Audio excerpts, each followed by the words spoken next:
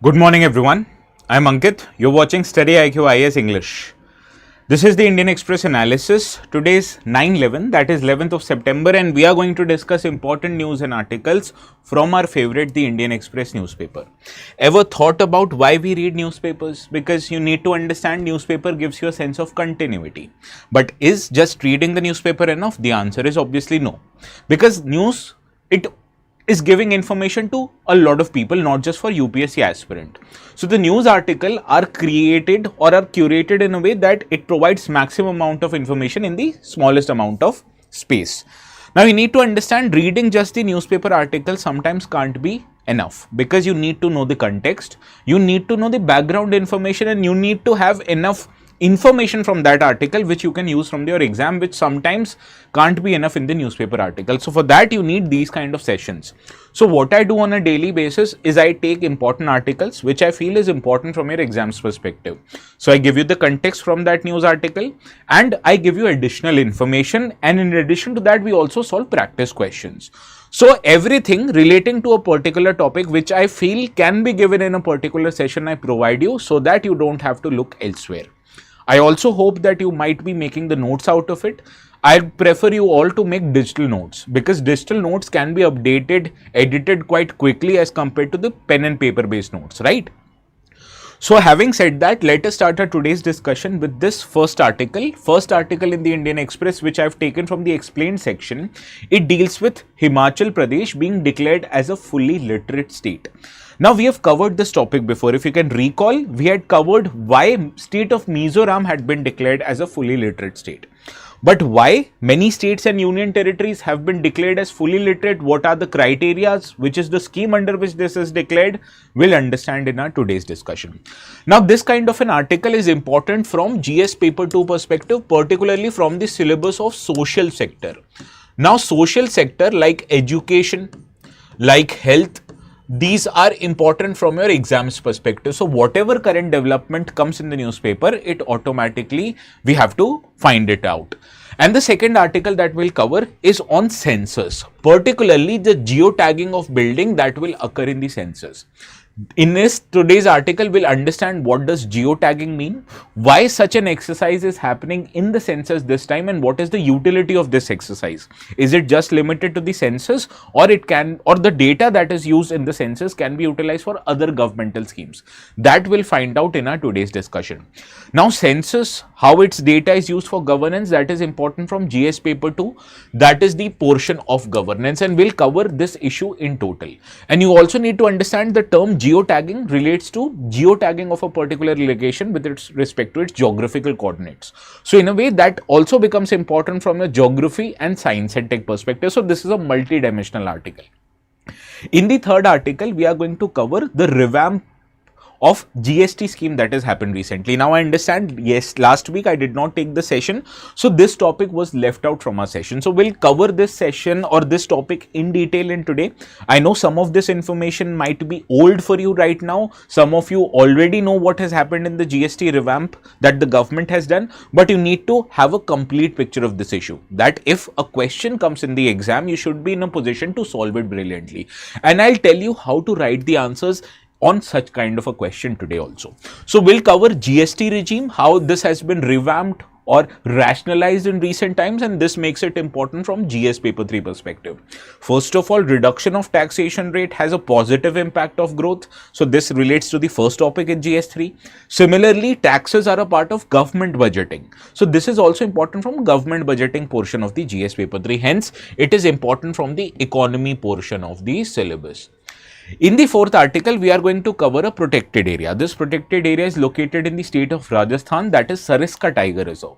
Why Sariska Tiger Reserve we are covering today? You will find out in our discussion, and we'll also know important facts associated with Sariska Tiger Reserve and the statutory bodies mentioned in the news article. So this article is relevant again from GS paper 3 perspective, that is the portion of environment and ecology. Similarly, protected areas like national parks, wildlife sanctuary, tiger reserve, they are very important for your exam, so we can't afford to miss out on these easy topics, right? And in the last article, we are going to cover why has undersea cables been cut in the region of Red Sea and how it has impacted the world trade, particularly the trade that happens online. Similarly, this happened in a very important geographical region, that is Red Sea, and Red Sea question has appeared on this topic in 2024. But if you look at the question, just by simply knowing where Red Sea is on the map won't enable you to solve that question. So you need a little bit of extra information, which I will provide in our today's session. Now, all of these articles are quite detailed in nature. If we miss out on certain articles, do not worry. I'll record a separate video and get it uploaded today itself, so that you don't have to wait until tomorrow to cover these articles. Okay. Now let's see how many of you have joined. Augustine, good. Hello. Mahmim and Benzir, good morning. Gaurav, good morning. Rishi, good morning. Jui, Harshita, Gaurav, Santwana. Is making notes necessary? Because I have been relying only on analysis and monthly magazine. Well, if you're reading monthly magazine, then note making is not necessary. You can carve out important notes for mains purposes using that magazine only. I understand magazine provides you enough content for the mains as well, for all the subjects. Arya, good morning. How is everyone doing? I hope the monsoon in your region might have subsided a little, because in Delhi it is quite sunny for the last 2 days, which is a welcome change. Do not worry.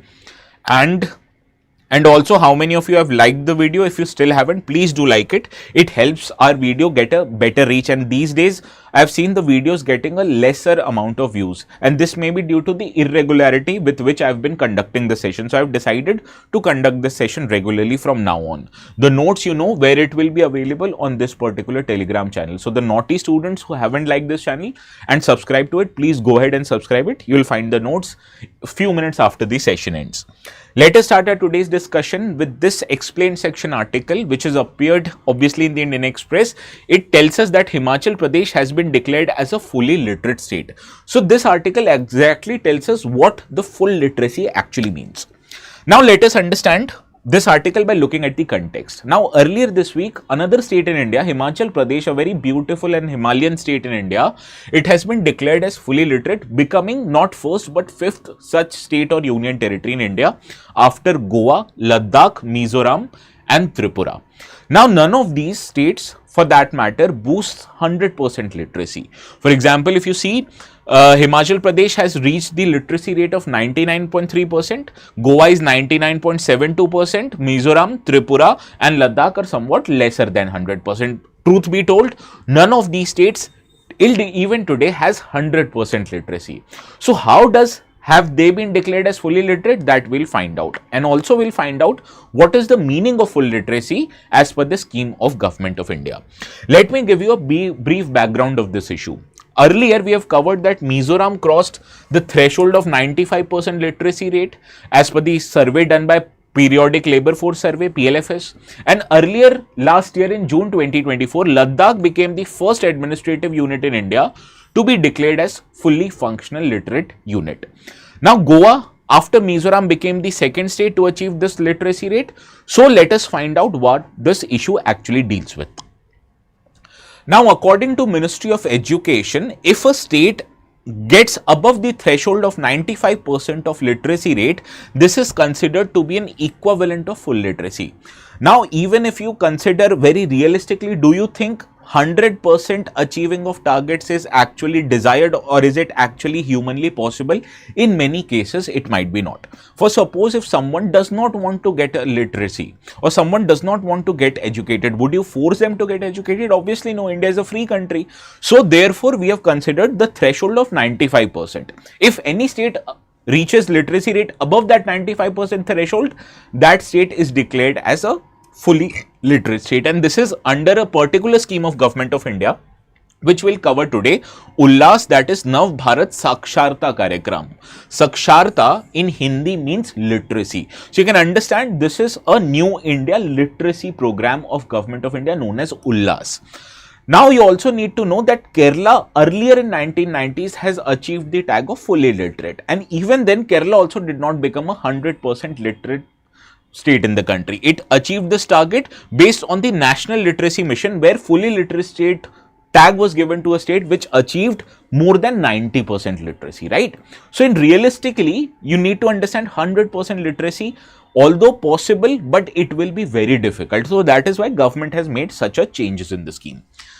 Now let us consider the concept of literacy and foundational literacy. If you remember, in the earlier 1 minute or so, I have dealt with two kinds of literacy. One is normal literacy, another one is functional literacy. So what is the difference between these two?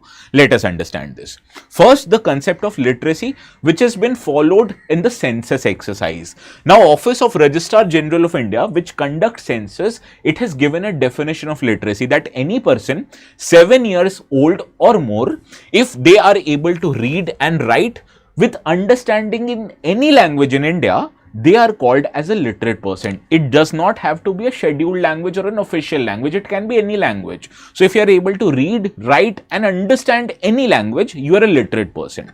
But foundational or functional literacy is something more than a literacy. Now you need to have the ability to read, write and understand. That is a given. But what you are able to do with that information, that determines whether you are functionally literate or not. For example, if you are able to read and understand basic instructions, fill out forms physically or digitally, use technology, make informed decision based on the text that has been provided to you, then you're called as a functionally literate person.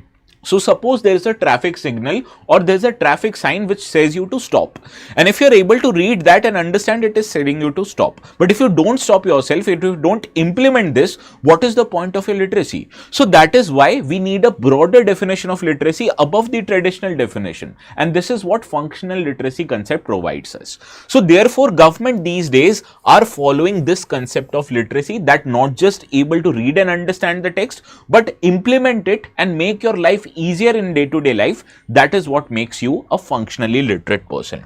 And this ULLA scheme also defines literacy as a functional literacy. For example, learners who are able to read, write and do basic maths and also have the ability to navigate through digital and financial aspects of their life, like reading their names, writing their names, signing checks, making online payments, this is what makes you a literate person according to ULLA scheme. This scheme is a literacy program of Government of India meant for people who are 15 years or above who haven't attended school.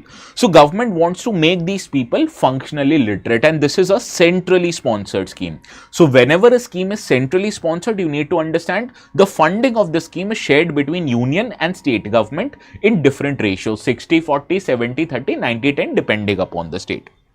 And this scheme wants to align Indian literacy or education levels in India with what has been proposed in the National Education Policy of 2020. How it aligns with National Education Policy, we'll find out in the next slide, don't need to worry.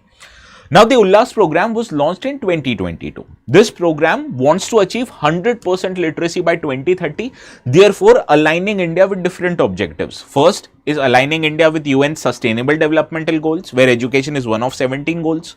Another one is the National Education Policy, which calls for adult education initiatives so as that we are able to achieve the tag of 100% literacy. And this means not just educating the students in schools, but also figuring out how the people who haven't attended school are able to read and comprehend and make informed decisions into day-to-day life. That is why the idea of literacy here is functional literacy, not the traditional literacy. Now, under the ULLAS program, the adult learners, first of all, are taught in two different ways. First, they are provided basic reading, writing and math material so that they are able to do maths like arithmetic, addition, subtraction, division, basically what a class 3-year-old or a class 3 student can do. In addition to that, people are also taught how to read and measure time, how to make senses of different calendars, use currency notes, write checks, make successfully digital transactions and payments. So therefore, a better informed person is going to be out of this ULLAS program, not just a normal literate person, but a functionally literate person. Now, what happens in this scheme is that training is provided to the people either through a mobile app or by offline mode. What is the name of this mobile app? This mobile app is called as Atlas. We'll find out more about this mobile app in our today's session only. And these education is provided by volunteers. It may be students, it may be teachers on a voluntary basis. After that person is educated or made functional literacy, then comes the portion of identifying or verifying this detail. And for that, the people who have gotten educated under the scheme, they have to give functional literacy numeracy assessment test, FLNAT, which is a 150 mark reading, writing and numeracy assessment test. And this is administered in a person's chosen language. So there is no fixed language, you can choose your language accordingly. On passing the test, the person who has been now become a functionally literate person will get a certification by the National Institute of Open Schooling, NIOS. And therefore, person will be said that this person has acquired functional literacy and numeracy. So government is not just providing you the education, government is verifying this through a test and providing you a certificate that will verify you are a functionally literate person. In addition to that, the targets has been set. 5 crore learners will be provided education here with 1 learner every year, and this will be done using an app which I have already told you, Atlas app. It stands for Online Teaching, Learning and Assessment System. Now this is an app which has been developed for both mobile use as well as web use by National Informatics Center, and the duration of this scheme is for 5 years from 2022-23 to 2026 and 27, and the scheme will be implemented, no points in guessing, Ministry of Education. Now the target group I have told you is the adults who are 15 years of above who have not gone to a formal school, and the components here provides foundational literacy and numeracy and critical life skills like financial literacy, digital literacy, vocational skills and also continuing education. And the best part of this scheme is the use of regional language, because not everyone is comfortable in English and Hindi. What about their mother tongue? So they will be provided teaching in that, and not just teaching, learning material will be provided through Diksha portal and through Ullas mobile and app, that is the Atlas app. Okay. Now the implementation part. Implementation part, here the teaching won't be provided by school teachers exclusively. It will be provided by volunteers. So a school teacher can also want or can register themselves as a volunteer, and government wants to promote this as a social responsibility, that is the responsibility of the person in a society to help other people also get educated. And these will be provided in offline mode in a centers called as Samajik Chetana Kendra, which has been established by utilizing available spaces in schools, community halls, local centers, and schools, they are acting as a unit of implementation. So a school would be given a responsibility to conduct these education programs in Samajik Chetna Kendras near to that school. And certification assessment, I have told you, will be provided through FLNAT Stat as well as NIOS, who will provide you the certificate. Now let's see how many of you are able to solve this question. Good morning, Venkat, Dheeraj. How are you, Dheeraj? Where are you from, Dheeraj? I haven't asked you yet. Venkat, I know, is from Tamil Nadu.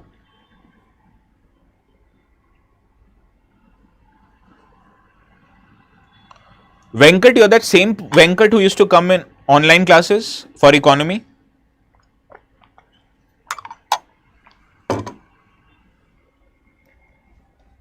Solve this question quickly.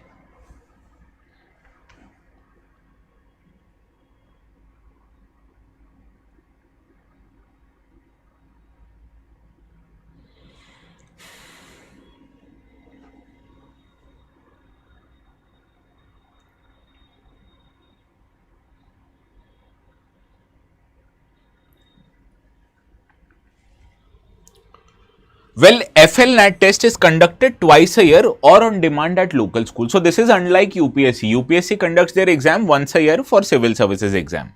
But this FLNAT test will be conducted at least twice a year or even more if the local schools demand it, right? So therefore, third statement here is right.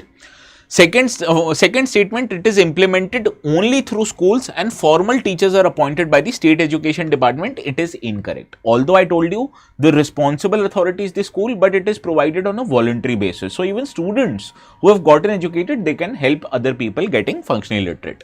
This program includes digital and financial literacy as a part of definition of foundational literacy. Correct. So first and 3 is right, second isn't, and you have to identify correct statement. Therefore, option A is your right answer.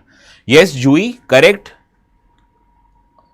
Arya, correct. Rishi and Jara, Benzir and Mahamim, whosoever is watching this, please reread the question again, okay? Moving to the second article, again from the explain section. This article, if you read it, it tells how geotagging of buildings will work during census and what is the use of this exercise. So we'll find out in our today's discussion.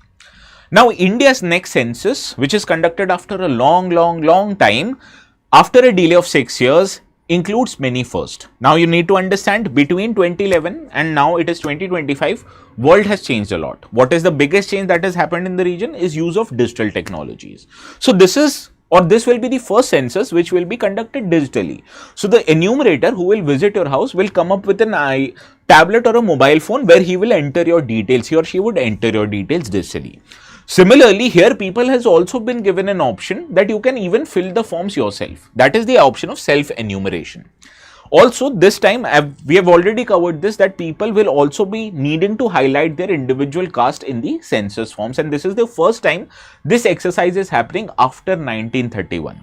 In addition to that, all buildings across India will be geotagged, and this geotagging is what we are going to understand in our today's discussion. So, how will geotagging be carried out and what is or why this is being done is the subject of our today's discussion. Let us start by understanding the process of geotagging. Geotagging basically means that you mark the latitude and longitude, which is basically the coordinates of any building that will be undertaken for the census exercise, which means you capture the longitude and latitude of a particular location and store it in an online mode. So, this data, that is GIS, captures, checks and displays data of a specific position on the surface of the earth. You know the difference between longitude and latitude, right? Suppose this is the earth. So, the parallel lines here, equator, Tropic of Cancer, Arctic Circle, Tropic of Capricorn, Antarctic Circle, these are called as latitudes. Whereas, the lines here which represents our longitudes, right? So, these are longitudes. So, for any geographical data, you need data for latitude, you need data for longitude. Because of these two data, you are able to intersect the location of a particular place in the earth, right? So, this provides a building with a precision and unique functional identity with which we can pinpoint the exact location of the building. This is what is the meaning of geotagging of buildings is. So, suppose your building must be located in a particular place. How would I identify where your building is? I can either go through roads, but roads actually are not diagonal in nature. So, we need a more precise data, and how we get more precise data? That is storing or geotagging your location, which means highlighting the longitude and latitude of your regions, okay? Now, the timing of this exercise, you need to understand in census, there are two kinds of exercise that are held. In first exercise, it is known as house listing operation. In house listing operation, the enumerators visit different buildings and just mark out the details of these buildings. And in the second phase, after they've marked out the details of these buildings, enumerators would visit these buildings and take your demographic, socioeconomic and cultural data from the people. So, these are two different exercises that are happening in one exercise of census. We are dealing with house listing operations in which the geotagging instances would take place. Now, the enumerator role while or before geotagging is to visit a particular assigned house listing blocks. For example, how many of you live in a city where the areas are divided in form of sectors or colonies? Let me know. Okay, Buxar. Anyone who lives in a city, what is the location of your city? How would you tell where in Delhi you live, where in Noida or where in Gurgaon you live? For suppose StudyIQ's headquarters is located in sector 39 in Gurgaon. So, that is how you know this is a particular house listing block where I am being located. So, there might be other households in there might be other offices in sector 39. So, how will you identify where is StudyIQ located? For that, you need more precise details. So, enumerator would first visit a house listing block and using a digital layout mapping in their mobile phones, they will switch on their location services, and therefore, geotagging of each building will be done by the enumerators, which will help them record the details. Now, a well-defined area, what is house listing block? It is a well-defined area in a village or ward which is demarcated on the ground with a notional map for census operation. So, suppose there is no sector in Guwahati. So, there might be a colony in Guwahati, right? You must be living in a particular part of Guwahati. What is that area called? Yes, Gandhinagar, I don't know whether Gandhinagar has sectors, but Gandhinagar is more planned than other cities in Gujarat. No problem, Dheeraj, if internet is slow, you can always watch the session later on. Internet slow हो सकता है, दिमाग slow नहीं होना चाहिए. Now, after they have collected the data, they also will identify number of census houses and households. For example, they will also classify the building based which is it is being used for. Is it a residential, non-residential, commercial, or a landmark building? And household definition as per the census 2011 is a group of person usually living together, sharing meals from a common kitchen. So, suppose I'll give you an example of a planned city called as Noida. So Noida is divided into different sectors, right? And in a particular sector, there might be an apartment. So apartment would have a building. And in that apartment building, there will be n number of houses. So for that, you need to identify the sector data. You need to identify the apartment data. And then you also need to identify the house data. So this you can identify is the exercise of your house listing block. So this is your house listing block. This is your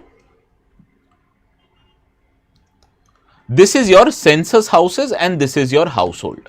So for a particular geotag location, the government would get three types of data.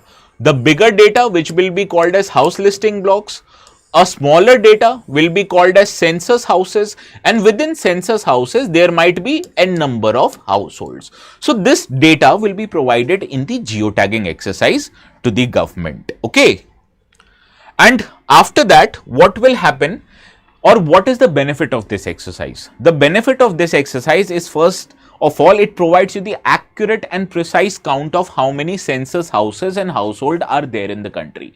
And based on this data, you can understand the government will decide on how many enumerators will be sent in a particular area.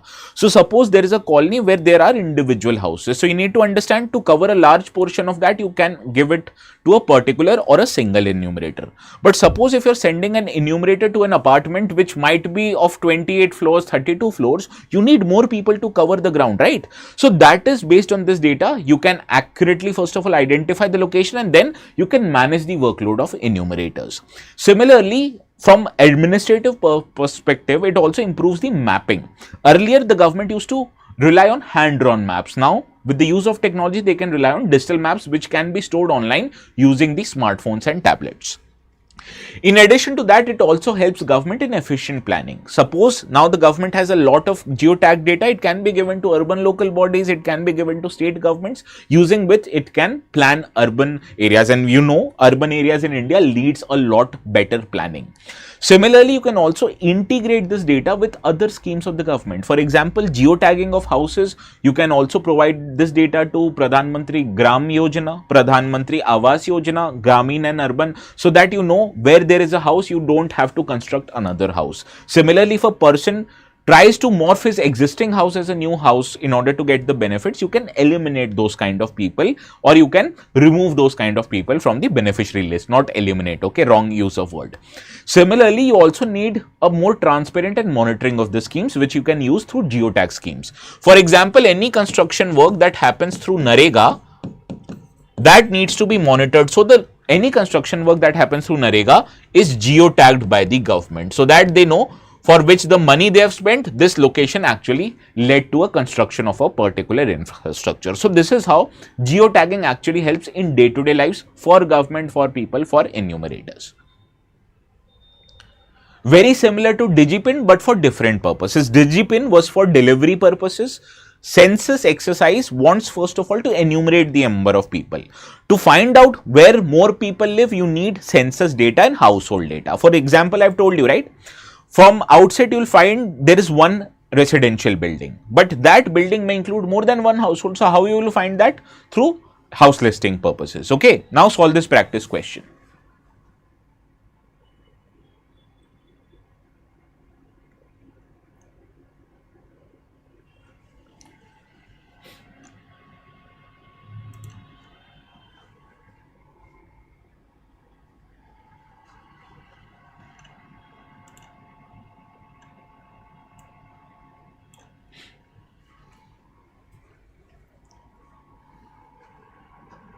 जल्दी जल्दी करो, पनवेल निकलना है मुझे.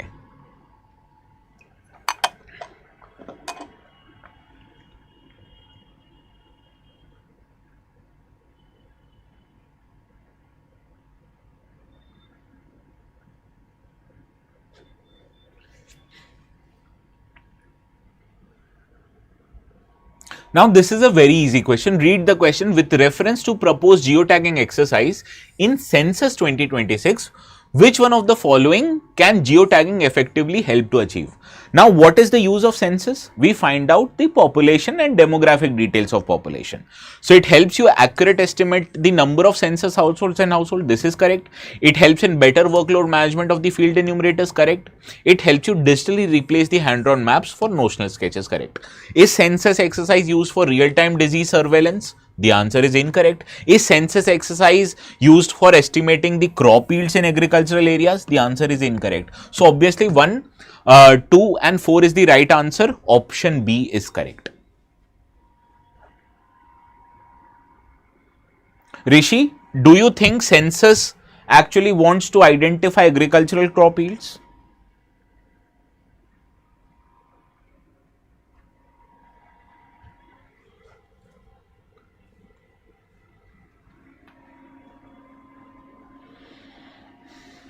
Now, how many of you have taken coaching anywhere? Anywhere, not just StudyIQ. I just want to know.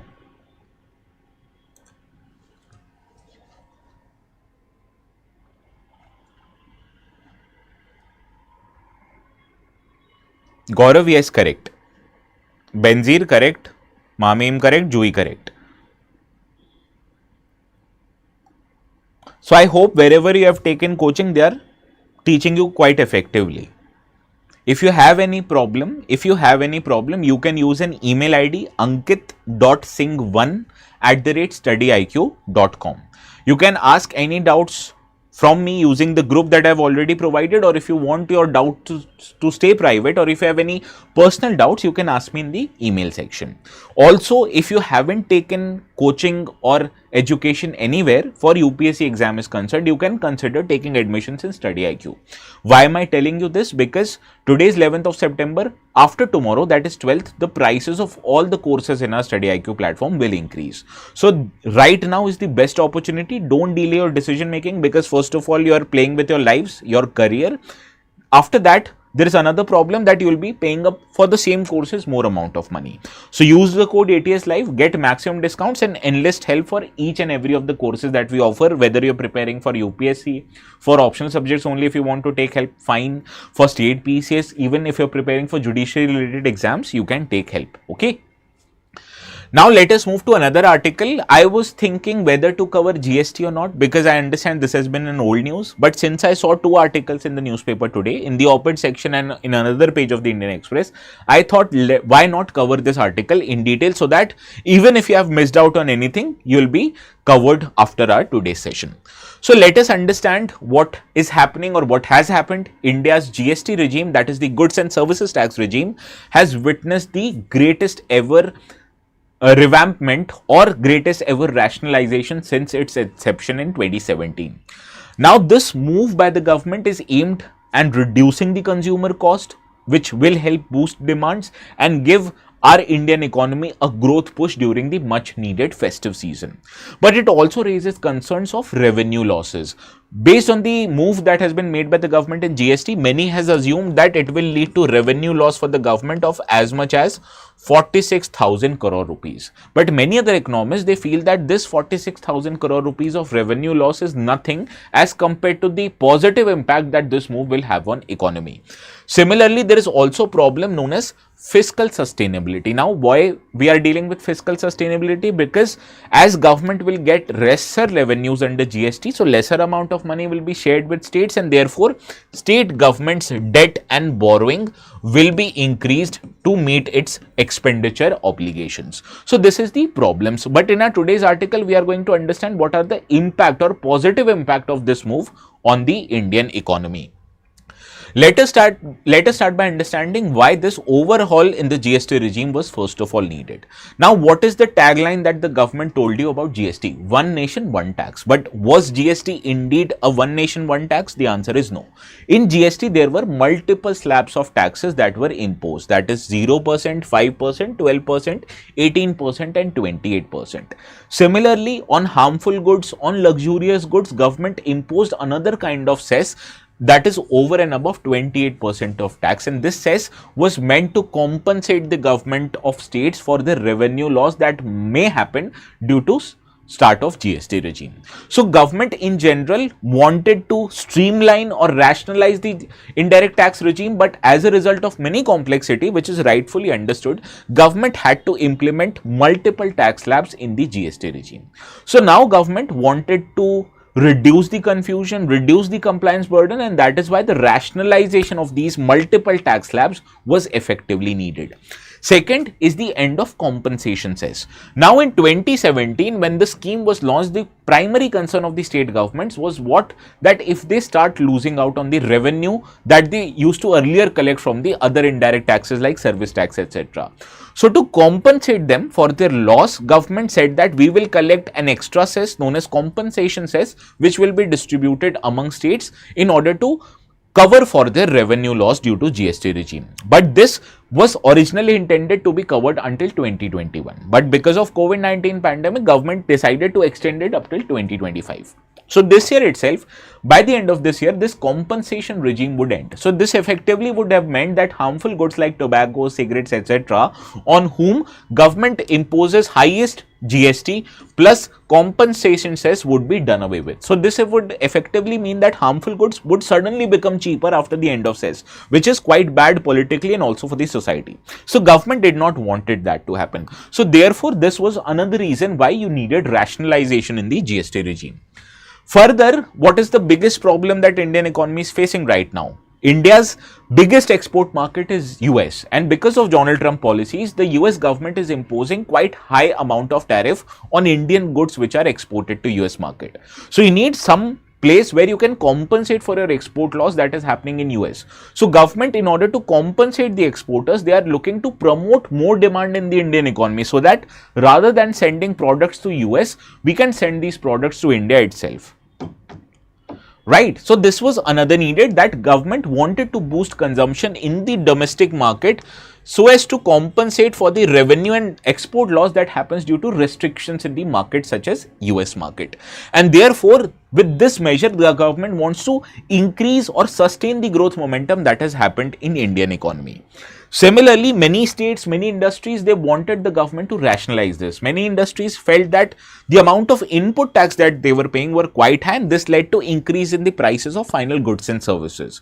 So as to make business easier in India, to compensate these businesses who have lost a lot of market due to high prices of their products, the government wanted to rationalize the tax. So this is the reason why we needed to bring or revamp the GST regime. Any doubts up till now? Any doubts up till now?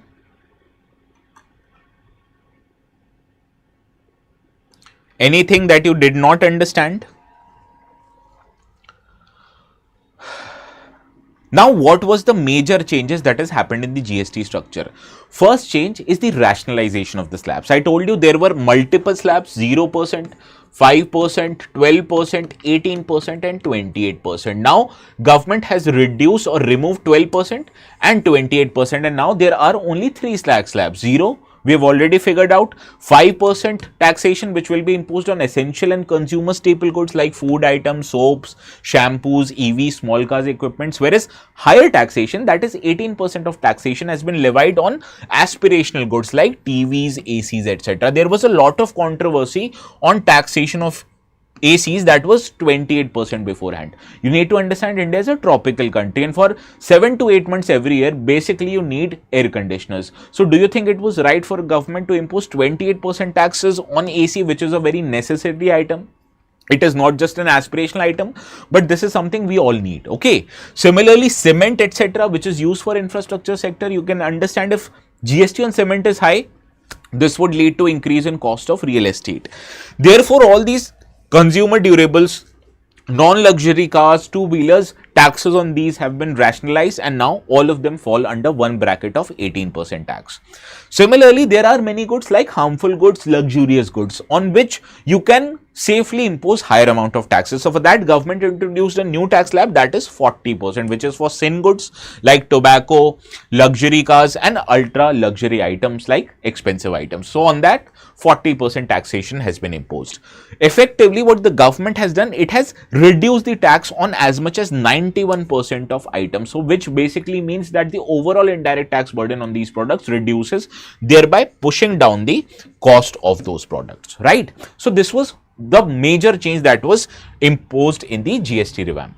Now, what are the sectors that has benefited the most because of these changes? First is the insurance sector. Now, personal life insurance and health insurance is something we all need. Now, there are three sections of people in India. At the top are salaried class of people. Now, salaried class of people or rich people, they can afford buying their insurance themselves. So many salaried people are provided health insurance from their companies itself, like how StudyIQ provides to their teachers.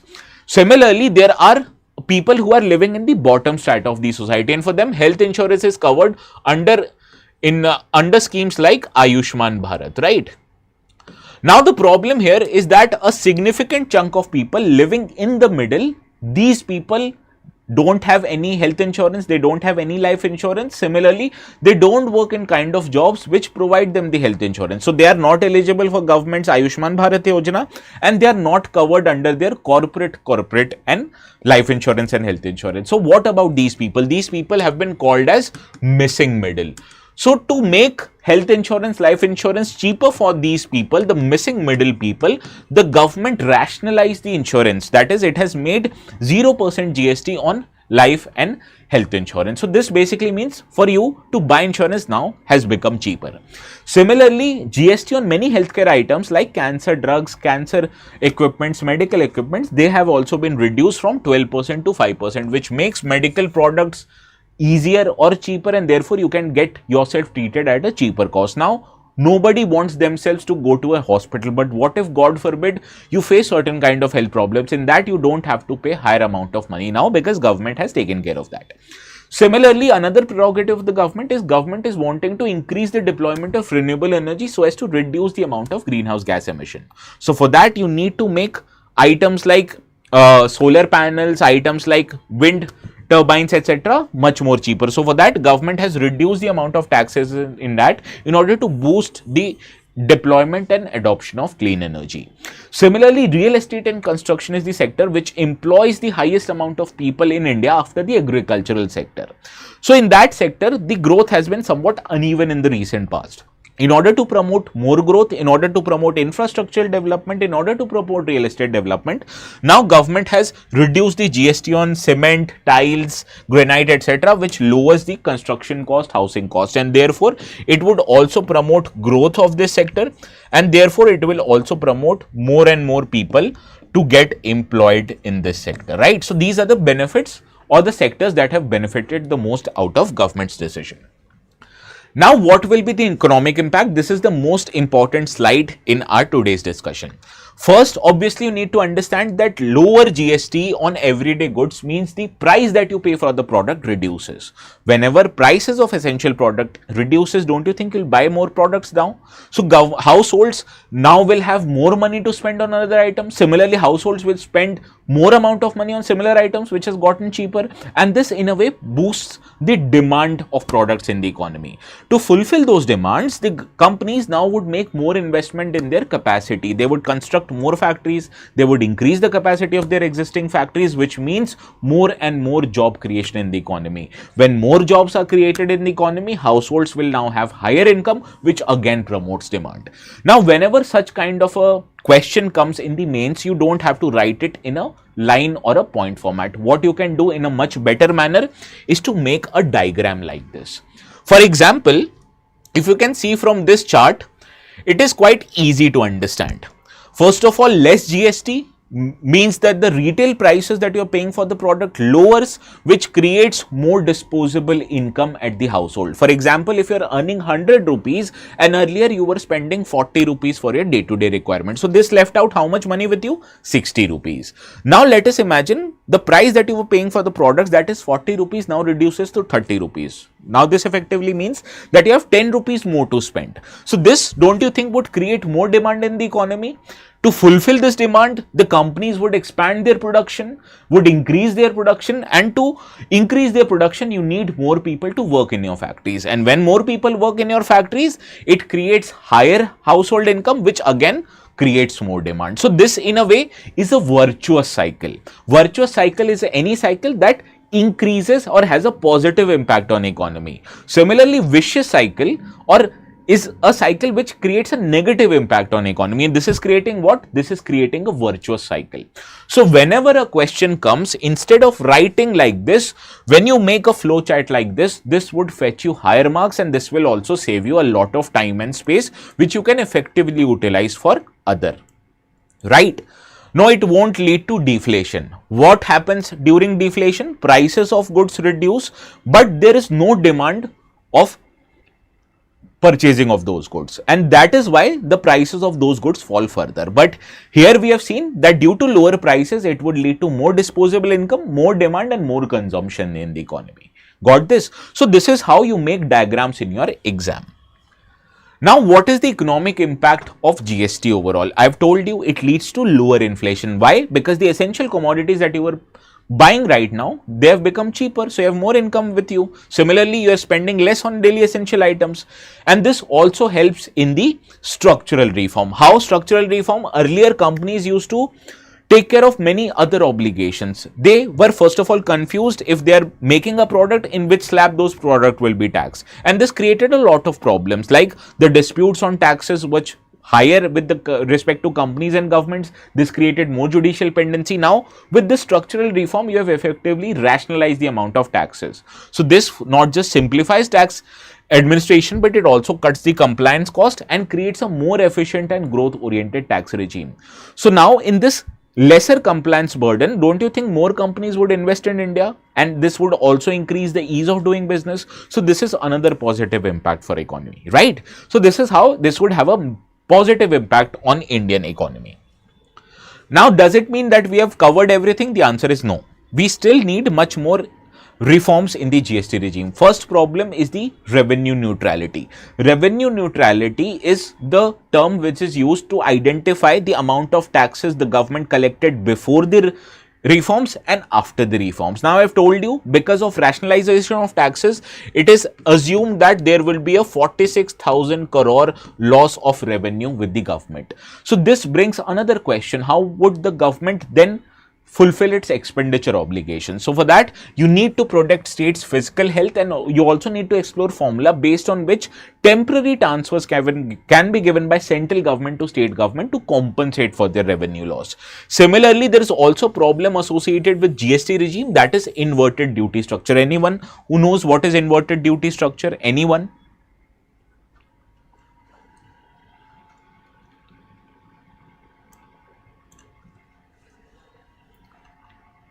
What is inverted duty structure? Anyone?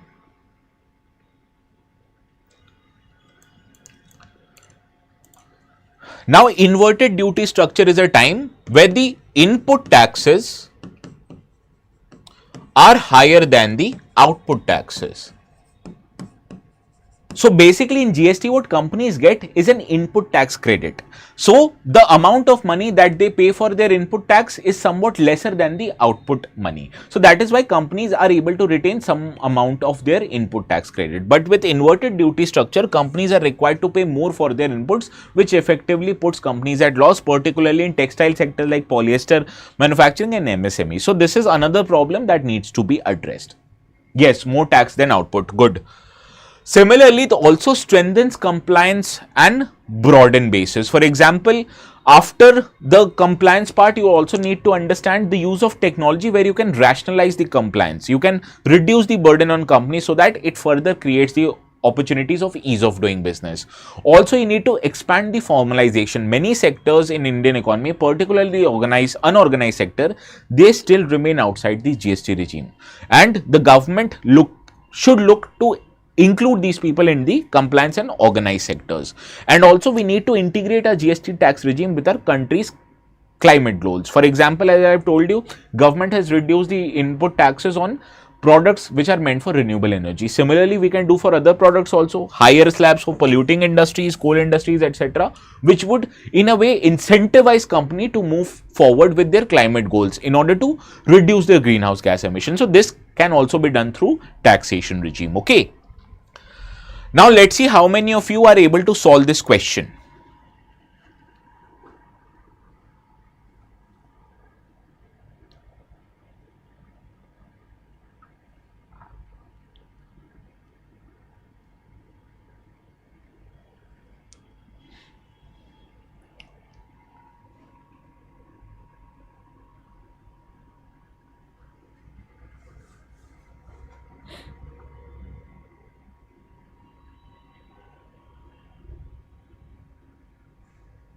Now this question can also be solved using common sense.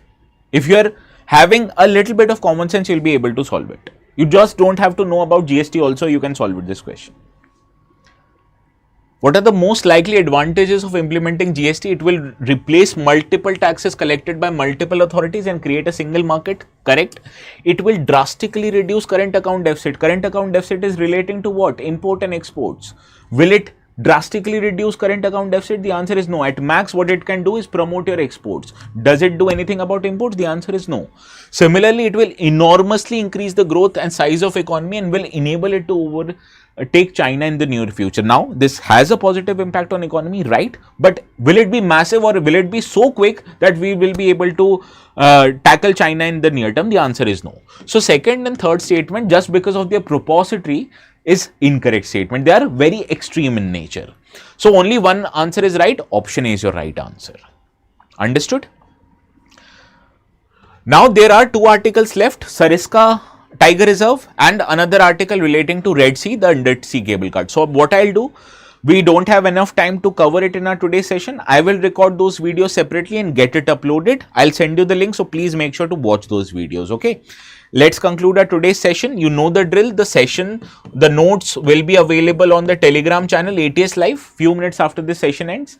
And I will also post the links which you can utilize to watch the videos later on. So this is all from my side for today. We'll see each other again tomorrow. Also tomorrow, Praveen sir and I want to record a podcast which will be on certain informative and a general topic. Any ideas or suggestion that you want to give me, please let me know in the comments also, right? We want your advice. So we'll see each other again tomorrow, same time, same place, 11 AM on the same channel. Please have a good day until then.